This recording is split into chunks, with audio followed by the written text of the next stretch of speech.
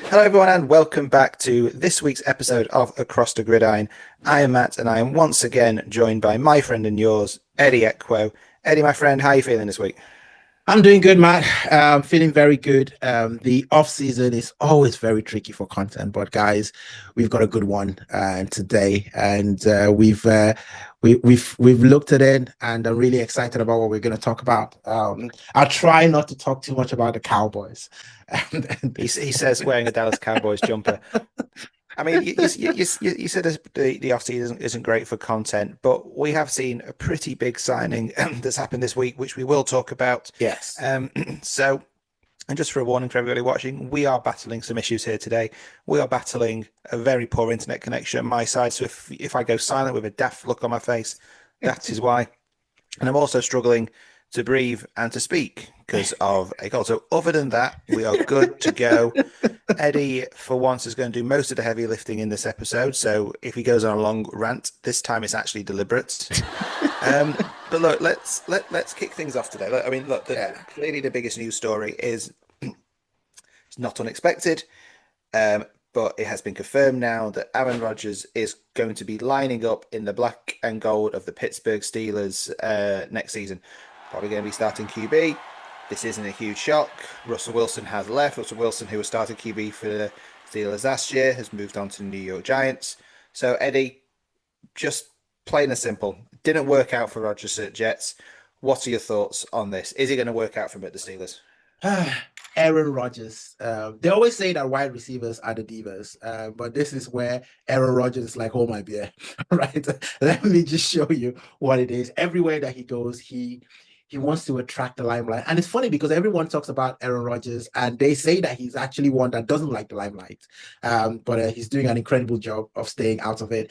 I think it's not a curveball for anyone. Aaron Rodgers to the Steelers on a 1 year deal.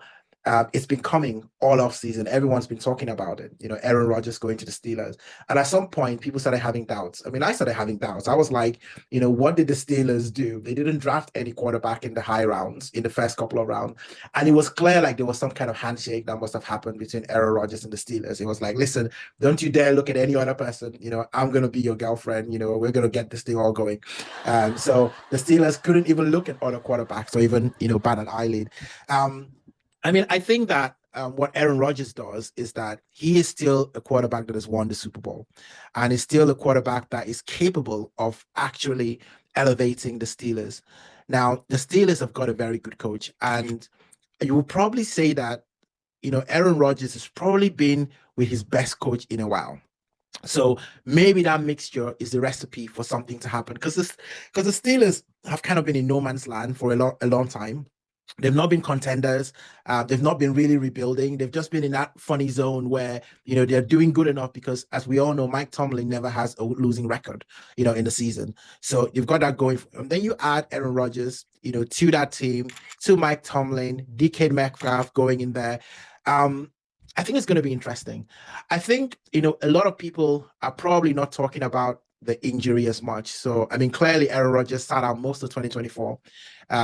He had an Achilles injury, then came back, 2023, had an Achilles injuries, came back. And people say actually that soft tissue injuries, you need about 18 months, 18 months before, you can really, really be, at your game. And I think that's potentially what we're going to see. We might see an Aaron Rodgers that is all clear to actually be at his best. So he's probably might have better odds than people might actually think in terms of performing. They've still got Najee Harris, in that team. Um, they've got DK Metcalf that has gone to the Steelers as well. So it's going to be interesting. Now, Mike Tomlin is a defensive coach, and you would expect that the defense would be great. I think the other thing to bring into this about Aaron Rodgers, I was reading something, on CBS, Sports, and they were talking about snap timing and tempo. Now, and I've seen this firsthand when it comes to Aaron Rodgers. He's one of those very clever quarterbacks that, uses everything to his advantage, whether it's his snap count, to disrupt pass rushes, to cause the other teams to like make, those snap penalties, and things like that. So it might be a case of Aaron Rodgers using more of his head than actually his hands as a quarterback in the Jets. I think that this has got the potential to make Mike Tomlin look like a genius, waiting for Aaron Rodgers to come into the team and potentially, maybe take them to the playoffs and beyond. I do have another thing that I've been going through my mind as I've been thinking about this is the cynical side of me is thinking, well, Aaron Rodgers went to the Jets and they went from bad to worse. Could the Steelers go from bad to worse so they actually go and draft a QB in a way that it feels to the fans that they did all they could, right? So if he ends up with a losing season, Aaron Rodgers gets the blame. It's not Mike Tomlin that gets the blame because it's like, hey, listen, it happened in the Jets, take them to the playoffs and beyond. I do have another thing that I've been going through my mind as I've been thinking about this is the cynical side of me is thinking, well, Aaron Rodgers went to the Jets and they went from bad to worse. Could that, you can pull the thread in many different directions. Yeah, I think it's one that the idea of Rodgers being a Steelers. I think it's one that everyone's been used to now for a while. You make a couple of good points. The Jets went from bad to worse, and the Jets could not get him out the door quick enough. The Steelers have tried a lot of different things at QB now. They've tried drafting, they tried an elite level quarterback last year, Russell Wilson, got them to the playoffs. This isn't a quarterback move you'd have thought to try and get them to the playoffs. This is something they want to be get into the championship game for. Do I think it's going to make a huge difference? Ultimately, no. They'll get into the playoffs, I think, but will they go much beyond that? Probably not. And Rodgers is there for a good time, not a long time. Right? He's going to come in. He's going to do his thing. We know he has zero interest in getting or looking after young level, QBs. No. Just looking at the depth, there's Rodgers, they've got Mason Rudolph, you've got Skylar Thompson, and then you've got Will Howard. Will Howard, yeah, they drafted him. Yeah, they drafted him 185th. Yeah, 185th. Right. So 6th-round pick. He's not someone they're banking on to be a starting QB in the future, really, are they? It's really interesting, right? Because I think we know that Aaron Rodgers will definitely start. Yeah, he's starting. That was going to be my next question. Is where do you think he starts? And I can't see him taking over Rudolph or I can't see him Rudolph or Thompson starting above him. No, I don't. So he's starting. I think that's the game plan. It had to be the game plan. Is what they have been, preparing for all. And I think the signing and the timing is probably crucial. The fact that they're about to go into mandatory minicamp, as well. So I think that signing is important. The timing of the signing is important. Listen, he has an X factor, Aaron Rodgers. He does. He does have an X factor. You can't dismiss that. But from a Steelers point of view, they've really not got, I don't think that they can do anymore, right? I think they were very convinced that this year their quarterback is not in the draft. And so a 1-year deal to an Aaron Rodgers to come in and, just have a bridge quarterback, that they can potentially go and sign, a new quarterback. The only thing for me that I don't like this approach is that normally, right, a bit like what the Vikings did, right? You sign your quarterback, for the future, and then you bring in someone like they did with Sam Darnold, to sort of, be that bridge quarterback, help you learn the ropes, so that when you do get rid of your Sam Darnold, as an example, you've got a quarterback that you want, who's now 2 years in, right? Ideally, you want the situation that happened in Green Bay, where Green Bay traded up to go get Jordan Love. Jordan Love sat behind Aaron Rodgers for a couple of years. And then when they got Aaron Rodgers out of the picture, Jordan Love was ready to start. Now, for the Steelers, they're not doing that. So it just makes you think it's a real quick turnaround where, you're just going to have, a quarterback that you're going to have to grow with. And if you look at, all the teams that have got young quarterbacks, they don't necessarily have veteran coaches. So it's almost like they're going to be growing together, right? Maybe other than Sean Payton and Bo Nix, right? Where it's got, a veteran and a rookie coach combination. So I don't know if Mike Tomlin has a lot more time before they start crying for his blood at the Steelers. Well, the Steelers are very patient when it comes to coaches. I just look at it and think that they've got Rodgers in for a year. Everybody knows that next year's draft class and the quarterback class in next year's draft is supposed to be great. Yeah. They will be trading up for a QB next year. I'd be amazed if they're not trying to trade up to get in a good position to take one of those QBs next year. But then you're banking on Tomlin bringing the best out of a rookie QB next year. I mean, Rodgers won't stick around if he's not going to be first choice. But for me, I think the one interesting thing, and the NFL and the schedule has a way of doing this. Eddie, tell the good people who are the Steelers' first game of the season. They are playing the Jets, Jets. The Steelers Exactly. are playing the Jets. It's beautiful because I think there is a storyline with this, right? They're playing the Jets, and I think in week 8 or so they're playing the Packers.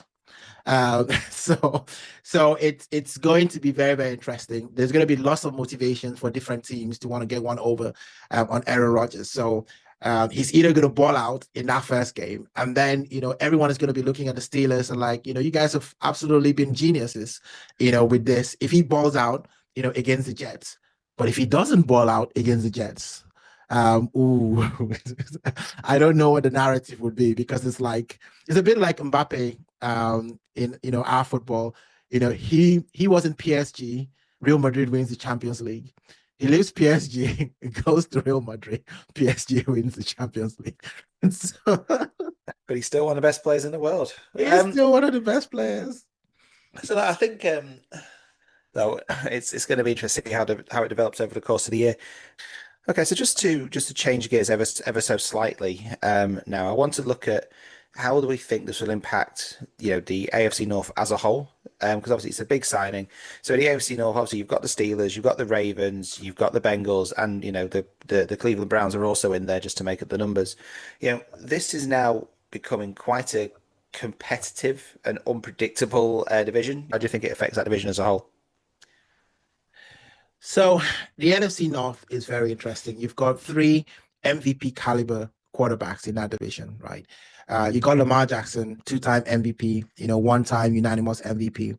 You've got Joe Burrow, who when healthy, has shown that he's got the capable to reach the heights, beating Patrick Mahomes and all of that. And now you've got, Aaron Rodgers, who's also been an MVP in the league. So these are 3 quarterbacks, and you expect that this shakes up the dynamic of that division, right? So now it's going to be interesting to call, who do you actually, I think if most people will probably say Lamar Jackson, Ravens will probably be the top of that division if we're calling the rankings.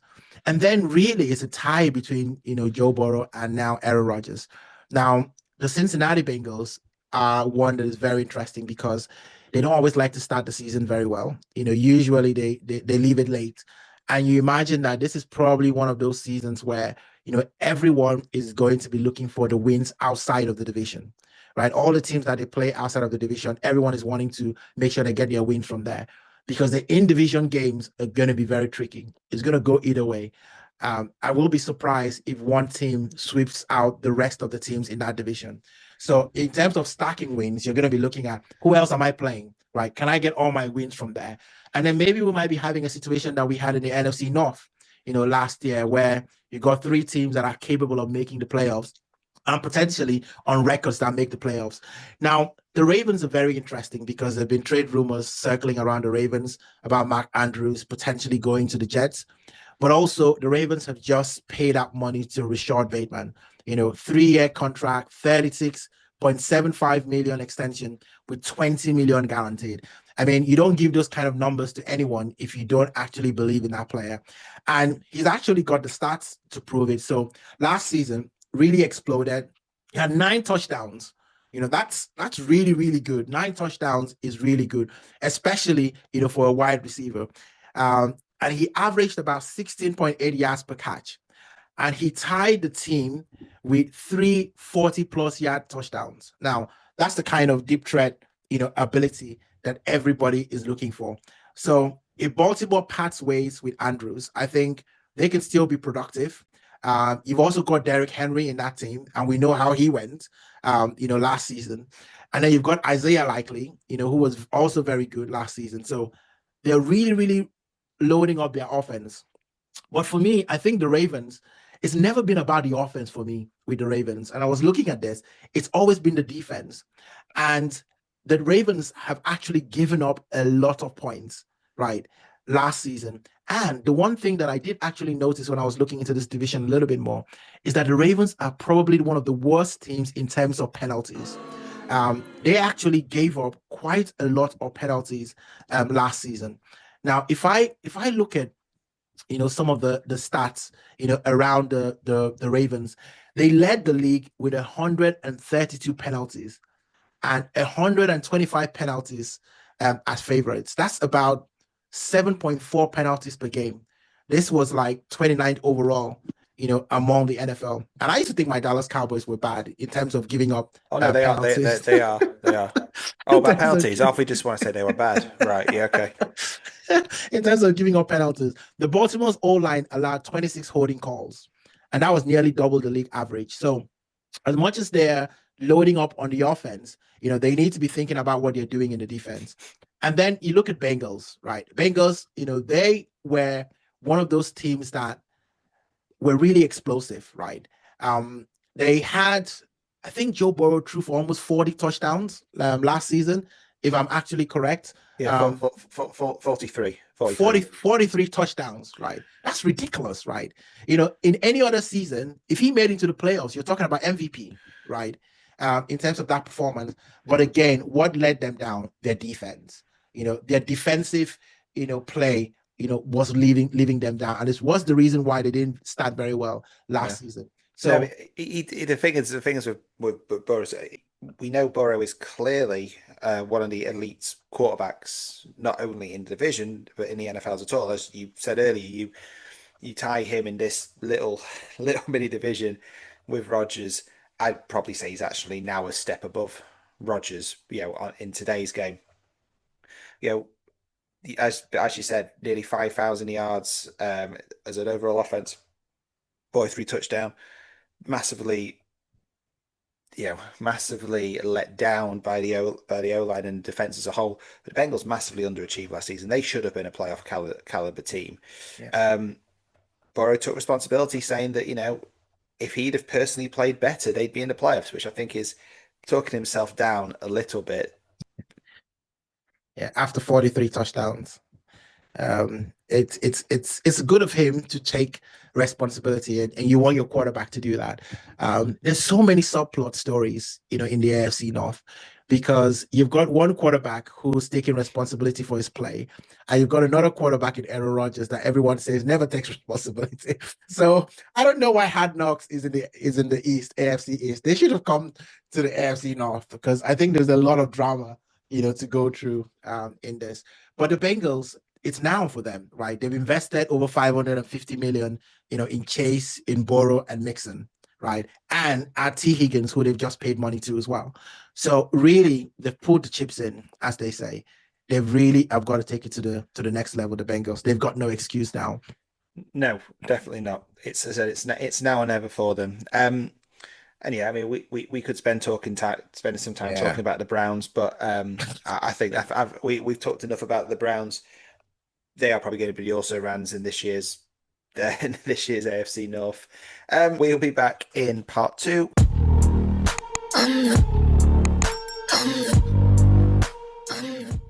Okay, and welcome back to part 2 of Across the Gridiron.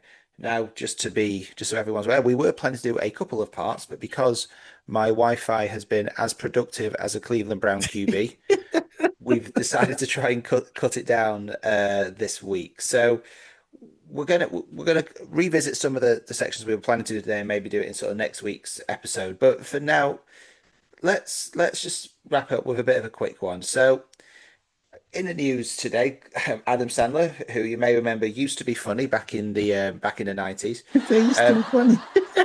said that he will feature Derrick Henry in one of his straight to DVD, straight to streaming films in the future if he rushes more than 2,000 yards in 2025. It's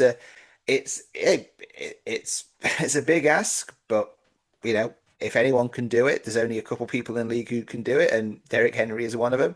there is a potential for it. So yeah, what did you what did you make of that? He also included dinner as well, Oh well, to so be fair, Derek Henry can't really afford his own food, can he? You know, he's they're not paying him very well, are they? and so he included dinner. Listen, I love it. I love, when Hollywood mixes with football. I mean, there's so many, great Hollywood movies. Everyone remembers Any Given Sunday. That movie about NFL, which probably introduced a lot of people, to the game as well. So this is good. It's good for us to talk about. Listen, if there's one person, who can do this, is King Henry, right? For a 30-year-old, he was almost close to 2,000 yards last season. And in fact, remember we were talking about the Ravens saying they refused to embrace their identity last season, because if they had done and simply gave the ball to Derrick Henry instead of trying to get Lamar Jackson to be Superman, he could have done over 2,000 yards. We're talking about that with Saquon Barkley, who the Eagles just like, hey, listen, we're just going to climb on Saquon Barkley's back and just let him go. The Ravens took a while for them to figure out, they could do this. And even with that, he still went for, almost 2,000 yards. So I think for me, it's crazy. But if there's one person that can do it, 30-year-old, it's Derek Henry, though. Yeah, well, so let's look forward to seeing him in grown up four making fart jokes with Kevin James. Um, I mean, so look, as, have you ever made any sort of outrageously daft bets like that you're just unlikely to actually ever win? Yeah, so maybe not NFL level, but let me take you to a classic Nigerian wedding, because you've probably heard about Nigerian wedding, how flamboyant they are, and it's got all of the things there. You've got music, you've got dancing, you've got all the Nigerian gear and everything, and then you've got one of Nigeria's greatest delicacies, puff puff. And for those that are the uninitiated about puff puff, it's like a sweet fried dough, with crispy on the outside, soft and fluffy on the inside. Imagine a cross between a donut and a Yorkshire pudding. So I guess you might, recognize that, but without the gravy. Right, because you don't want gravy at all in your puff puff. But that's exactly what it was. So here was the bet. The bet was, if I could eat 10 hot puff puff, under a minute. So I'm standing, at the buffet table, trying to, like, get the food in. And then I had this bowl of puff puff that I was literally trying to, like, stuff into my mouth. Now, listen, my mouth was burning, the puff puff doing damage to my tongue and everything else. Clearly I lost the bet. But I had a tummy full of puff puff at the end, to serenade me for the rest of the wedding as well. Yeah, I also seem to recall, obviously, I wasn't at your wedding, but I was at your stag do, and I seem to remember you taking on a few different types of challenges that night. It also didn't end particularly well. You weren't waddling as much as you were stumbling out of on that particular night. And I think it's fair to say that after you eating all those puff puffs, your good lady wife must have thought, this is a bet that I think I'm probably going to lose as well. More very, very, very definite. I think, all that time, all I was thinking, what it's like, when everyone is egging you on, and you're thinking, all right, you're potentially going to put yourself in the Guinness Book of Records. I don't think there is one there about the most puff puffs that anyone has eaten within a minute. So, I could be a Guinness Book of World Record holder. Well, not if you only ate about three. But well, tell you what, Eddie, we haven't met. It's been a while since we met him in person, and when we do, obviously, I might not be able to provide the puff puffs, but what I will be able to do is provide the Yorkshire puddings, which is funnily what many people call me. So, well, okay, Eddie, well, let's just hope that, in a few years' time, when we will be sitting around the telly after having a few beers one night, watching Grown Ups 4 starring Derek Henry, eating a bowl of puff puffs rather than eating a bowl of popcorn. I think that'd be great. And hey, we could even do it for Super Bowl party. Oh, by the way, Yes. if anyone's watching this and still actually battling through the internet issues to watch this, if there's any other challenges you want Eddie to do, please let us know. You put it in the comments. We'll either drop our email or what is it, Eddie? What's our email address? Is it acrossthegridiron@gmail.com? Yeah, it's across the gridiron at gmail.com. Hey, ATG yeah, gridiron at gmail.com. yeah. So any ideas? Feel free to email us and see if we can get Eddie to do something live on the show. We'll make him do a challenge for every game that the Cowboys lose. How about that one? That'll be him. Oh gosh, don't do that. I actually had puff puff yesterday, and Ah, I thought I was gonna bring it here, and add it in, but they ate most of it, so and, that was, when you say they, you mean you. I mean I ate a lot of it. Okay. So, but On that no, note, but I think it'll be fun though. Popcorn, puff puff, you know, with a bit of some interesting beverages, absolutely. the Puff gr- puff flavored vodka. There we go. That's what we. the, That's what we need. the grown-up beverages. Well, I mean, let's hope that Derrick Henry, has better luck, than I did when it came to puff puff. I'm sure he's heard about it, the bet. I don't know whether he likes Adam Sandler. I don't know whether that makes a difference, because I think that's probably going to play into it. Like, if you do like the Hollywood actor, you might be extra incentivized to go out there and run for 2,000 yards. Maybe, maybe. But I'll tell you what, we can go round and round in circles on this. I think it's probably the best time to kind of end this, I will say. So, It look, is. before my internet goes out again, I'll say my goodbyes. Thank you guys for watching this. Please leave a comment if you want what kind of challenges you want Eddie to do. We really appreciate that. That'll make great content in the preseason. And yeah, Eddie, take us home, mate. So we just had a pay-per-view in wrestling, Money in the Bank. So this outro is really, really focused on that. And if Aaron Rodgers going back, to the Steelers, well, going to the Steelers is a bit like the WWE Attitude Era. Then what else did I want to say? The AFC North is shaping up like a Royal Rumble. I think that's definitely something to look out for. So I'm excited about that. I think everyone is going to be looking out for all the subplots and dramas that unfolds with that. But guys, we really appreciate all of you, and don't forget to hit that like and subscribe button. And let's hear from you. Drop it in the comments as well what you think about our content. Apologies we couldn't do a lot more sections today, but we thought we'd get something out to you as well. So let us know any other ideas that you think would we can do in the coming shows as well. And we will be bringing you more content next week as well. All right. Cheers, guys. Speak to you soon.